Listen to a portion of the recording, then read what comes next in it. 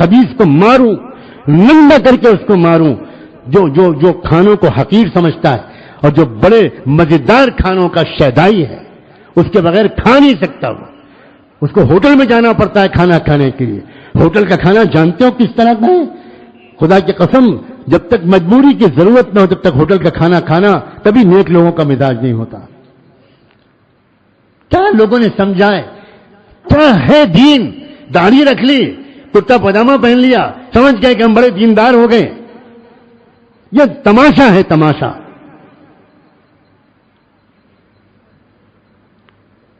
حضرت خواجہ باقی باللہ رحمت اللہ علیہ، جانتے ہو ان کے کھانے پکانے والے کی شرط کیا ہوتی تھی؟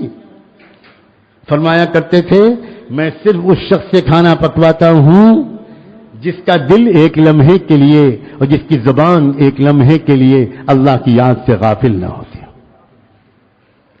کیونکہ اس کے ہاتھ کے پکائے ہوئے کھانے سے دل میں نور اترتا ہے۔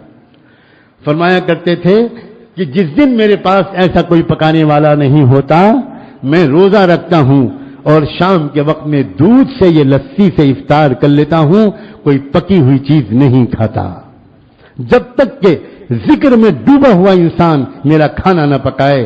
یہ تو مقام ہے ہمارے بزرگوں کا، اور ہم جا رہے ہیں کافروں، مشرکوں، ناپاکوں، جنوبیوں، بدکاروں اور فاسقوں اور فاجروں کے ہاتھ کے کھانا کھا کر، اور وہ بھی فاسٹ فوڈ کھا کر اور جنک فوڈ کھا کر اور چائنیز فوڈ کھا کر، جس میں جیلیٹن ملی ہوئی ہوتی ہے، اور جیلیٹن حرام ہے، اس میں کوئی شک نہیں ہے، کوئی شک نہیں۔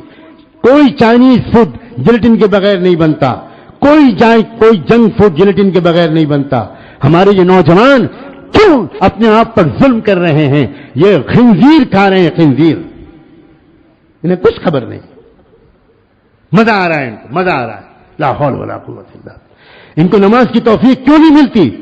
ان کے فجر کی نماز آنکھ کیوں نہیں کھلتی؟ اللہ کہتا ہے فرشتوں سے، سلا دو اس بدماش کو، اس کو میں اپنے سامنے کھڑا ہوا نہیں دیکھنا چاہتا۔ معجم کبیر طبرانی کی روایت ہے کہ تہجد کے موقع پر اللہ تعالیٰ اپنے کچھ فرشتوں کو بھیجتا ہے کچھ بندوں کے پاس، اس بندے کو جگا دو، اس بندے کو جگا دو، تہجد کا وقت آ گیا، میں اس کو اپنے سامنے کھڑا ہوا دیکھنا چاہتا ہوں۔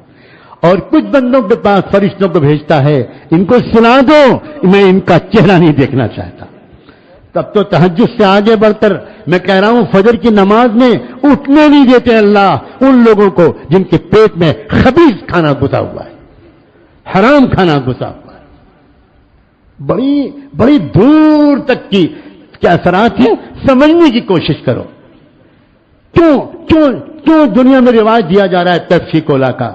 کیوں دنیا میں رواج دیا جا رہا ہے جنک فوڈ کا؟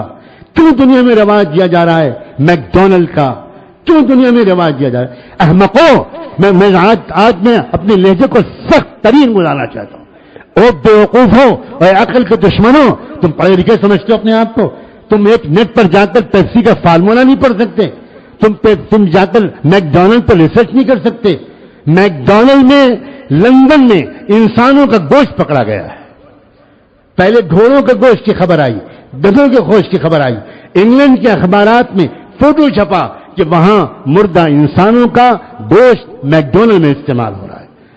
اور صرف گوشت استعمال نہیں ہو رہا، آپ لوگوں کو خبر نہیں ہے کون کون سے کیمیکلز ہوتے ہیں، جن کیمیکلز کے اندر ایک بغاوت کا مزاج پیدا ہوتا ہے، اس سے بغاوت کا مزاج پیدا ہوتا ہے، نفرت کا، ریوولٹ کا، بڑوں کے خلاف کی بات کے نہ ماننے کا مزاج پیدا ہوتا ہے۔ یہ سائنٹیفک ریسرچ ہے، اور وہ یہ سارے ڈرنکس میں اور یہ سارے کھانوں میں اور یہ سارے چائنیز فوڈ میں جو مسالے ڈالے جا رہے ہیں، ان میں وہ کیمیکلز ہیں جن کیمیکلز کے اندر جاتے ہی انسان کے اندر ماں باپ اور اپنے استادوں، اپنے پیر، اپنے شیخ، اس کے خلاف بغاوت کا مزاج پیدا ہوتا ہے۔ ہمارے مشائخ اور اکابر ریسرچ کر کر کے تھکے جا رہے ہیں، لیکن یہ امت محمدیت کے بے عقل نوجوان، یہ بے حس نوجوان سننے پر آمادہ نہیں۔